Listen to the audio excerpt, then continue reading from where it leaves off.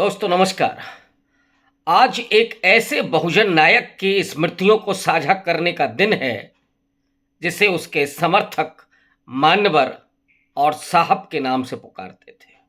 मैं बात कर रहा हूं कांशीराम की। वो कांशीराम जिन्होंने इस देश के वंचितों, दलितों और पिछड़ों को सत्ता तक पहुंचने का सपना ही नहीं दिखाया बल्कि साकार भी किया।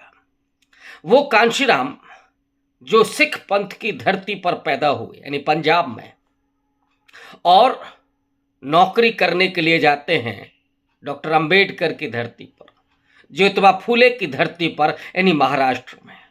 और वहीं पर पहली बार उनका परिचय होता है अंबेडकर से, उनका परिचय होता है अपने तमाम साथियों से जो बुद्ध और अंबेडकर की जयंती की छुट्टी रद्द करने के बारे में नाराज थे। एक ऐसे शख्स के साथ वो मिलते हैं, दीना भाना, जिन्होंने उन छुट्टी रद्द करने पर ऐतराज ही नहीं किया था बल्कि विद्रोह किया था। कांशीराम को ये लगता है कि ये विद्रोह करना उचित नहीं है, इसके लिए लोकतांत्रिक ढंग से लड़ाई लड़ी जानी चाहिए। लेकिन दीना भाना ने उनसे कहा था कि अधिकार भीख मांगने से नहीं मिलते हैं, अधिकार छीने जाते हैं। और यहीं से कांशीराम का कायाकल्प होता है। उनके भीतर वो राजनीतिक चेतना पैदा होती है और वो पन्ने पलटने शुरू करते हैं अंबेडकर के लेखन के, रात और दिन। और वो सत्ता की कुंजी उन पन्नों में खोजते हैं, घर बार छोड़ते हैं, कभी वापस घर नहीं जाने का प्रण लेते हैं और पहुंचते हैं उत्तर प्रदेश की धरती पर। कर्मभूमि बनाया उन्होंने यूपी को, देश का सबसे बड़ा सूबा और देश की सबसे बड़ी दलित आबादी वाला सूबा। और वो सूबा जहां पर सामंतवाद और जहां पर जातिवादी उत्पीड़न सदियों से जारी था और अपने आतंककारी स्वभाव में परिपूरित था। उस जमीन पर पहुंचते हैं कांशीराम और वहां से उन्होंने वो यात्रा शुरू की, लोगों को जोड़ना शुरू किया, संगठन बनाया। और संगठन में सबसे पहले उन्होंने एम्प्लॉइयों का संगठन बनाया, कर्मचारियों का संगठन बनाया, बामसेफ। और ये बनाया उन्होंने 1978 को। इसके पहले लगातार उन्होंने बैठकें की, गांवों में गए, कस्बों में गए, शहरों में गए, उन दलितों के बीच में जो बदतर जीवन जी रहे थे, इंसान नहीं समझे जा रहे थे। और यहां उन्होंने सांस्कृतिक आंदोलन छेड़ा, उन तमाम बहुजन नायक नायिकाओं को खोज करके निकाला। उसमें चाहे बुंदेलखंड की वो झलकारी बाई कोरी हो या लखनऊ यानी अवध के आसपास की उदा देवी पासी, वहां से 1857 के उन तमाम दलित जो नायक थे उनको उन्होंने निकाला। माता दीन भंगी, गंगा बख्श, बाके चमार और इसके साथ साथ कुछ और इतिहास के पन्नों से अवंतीबाई और पन्नाधाय जैसे किरदारों को उन्होंने निकाला। लोगों के बीच में गए, अपने इतिहास को याद करने के लिए लोगों को प्रेरित किया और जो वंचना थी उसके खिलाफ लड़ने का आह्वान किया। वो कांशीराम जिन्होंने वो चेतना पैदा की कि वोट हमारा, राज तुम्हारा, नहीं चलेगा, नहीं चलेगा। वोटिंग राइट तो लोकतंत्र होने के बाद मिला, संविधान लागू होने के बाद मिला। और अगर इसे कहें तो डॉक्टर अंबेडकर के प्रयासों से इन वंचित समाज को, वंचित जातियों को वोटिंग राइट तो मिल गया था, लेकिन उस पर डकैती भी पड़ती थी। उसे खरीद भी लिया जाता था। अंबेडकर ने एक एक वोट की ताकत को पहचानने की सलाहियत दी।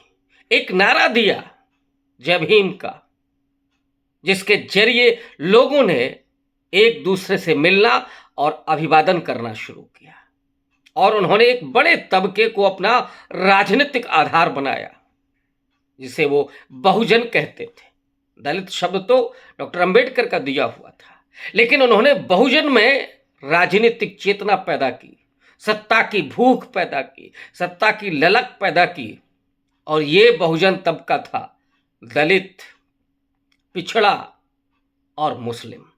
लेकिन उसमें भी जो कमजोर तबका था, मुसलमानों में पसमानदा खास करके, इसे वो 85% कहते थे, यानी 15% सवर्ण और इसके अलावा बहुजन 85। 1585 के बाद जो लोहिया ने कभी कहा था पिछड़े पावे 100 में 60, इसे कांशीराम ने थोड़ा और विस्तार दे दिया, 1585 की लड़ाई कह दी। और इसके जरिए उन्होंने दलितों और शोषितों के, पिछड़ों, पसमानदाओं के वो राजनीतिक सत्ता की चाहत पैदा कर दी।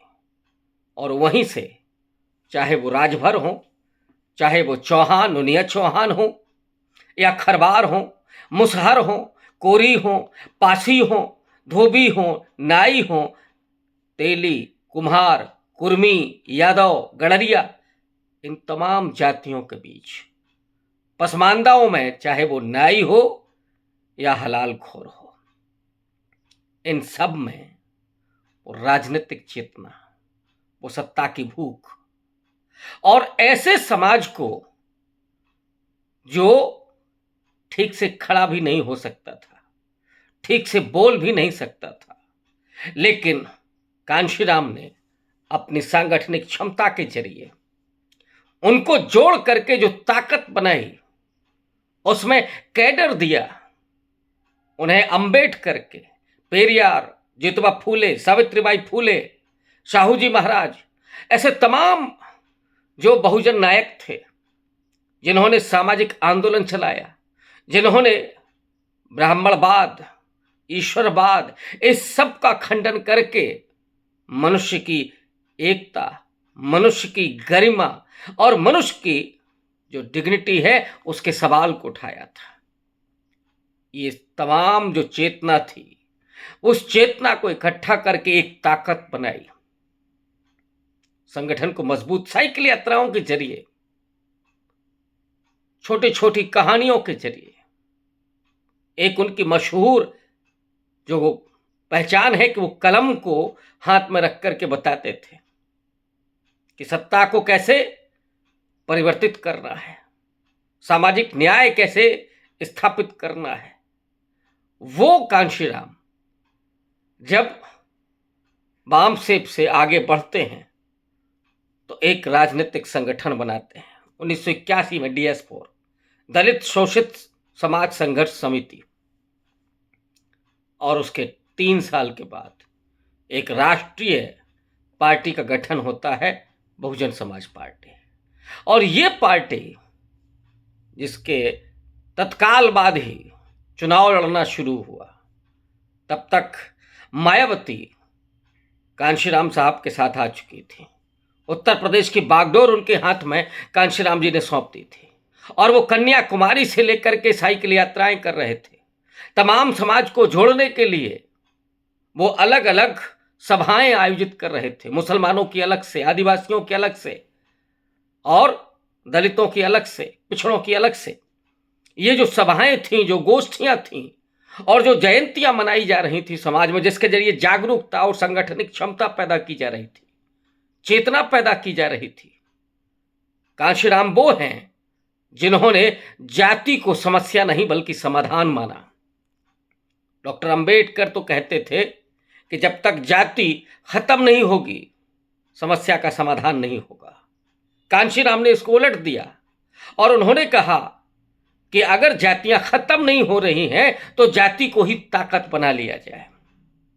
जो कमजोर जातियां थीं, उनको एकजुट करके एक बड़ी ताकत के रूप में खड़ा किया कांशीराम ने।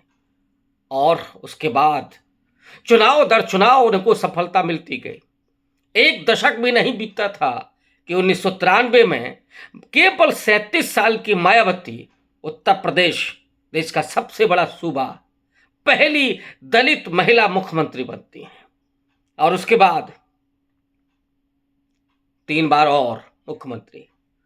2007 में पूर्ण बहुमत की सरकार बनाती है मायावती, लेकिन उसके एक साल पहले 9 अक्टूबर 2006 को कांशीराम का देहांत होता है।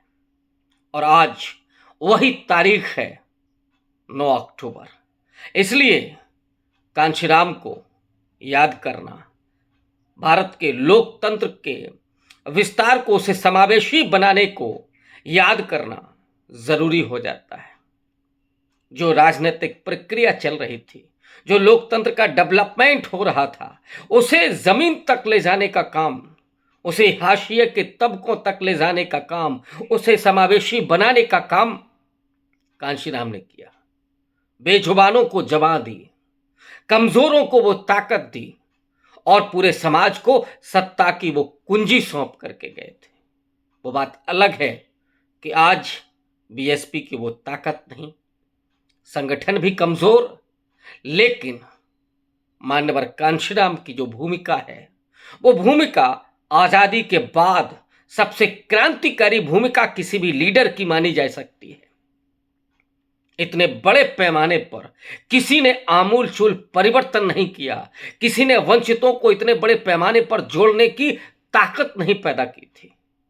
वो कांशीराम जिन्होंने त्याग करके अपने घर बार परिवार का, अपने सुख का सब कुछ त्याग करके उन्होंने दलित वंचित तबके को अपने पैरों पर खड़ा होने के लिए, वोटिंग राइट को समझने के लिए, और सत्ता क्या होती है और सत्ता कैसे प्राप्त की जाए, ये सलाहियत उन्होंने पैदा की थी।